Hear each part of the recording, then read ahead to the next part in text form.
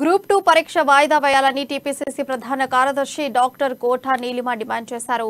పరీక్ష వాయిదా వేయాలంటూ నిరసన కార్యక్రమంలో పాల్గొని అరెస్ట్ అయిన అశోక్ ను చంచల్గూడ జైలులో ఆమె పరామర్శించారు. పరీక్ష వాయిదాలని నిరసన చేసిన ప్రొఫెసర్ అశోక్ ను అరెస్ట్ చేయడం అప్రజాస్వామికమని ఆమె అన్నారు. ముఖ్యమంత్రి కేసీఆర్ ఒంటెద్దు పోకడతో మొండి వైఖరితో లక్షలాది మంది నిరుద్యోగుల జీవితాలతో చెలగాటమాడుతున్నారని మండిపడ్డారు. నిరుద్యోగుల కాంగ్రెస్ పార్టీ ఎల్లప్పుడూ అండగా ఉంటుందని తెలిపారు.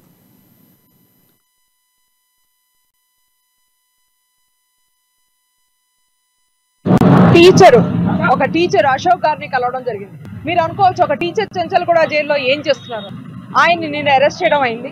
ఆయనకి అగేన్స్ట్ గా 7-8 కేసులు ఉన్నాయి. ఆయన తప్పేమిటంటే గ్రూప్ 2 ఎగ్జామ్స్ డిలే చేయమని డిమాండ్ చేస్తూ స్టూడెంట్స్ ఆందోళన చేస్తుంటే ఆయన దాన్ని జాయిన్ అయ్యి వాళ్ళతో యునైట్ అయ్యారు. వాళ్ళకి ఒక డిమాండ్ ఆయన కూడా ఒక వీడియో చేసి పబ్లిష్ చేశాడు. దాని బేసిస్ మీద కాకుండా ఆయన ఇచ్చిన సపోర్ట్ బేస్ ఆయన అరెస్ట్ చేయడం జరిగింది.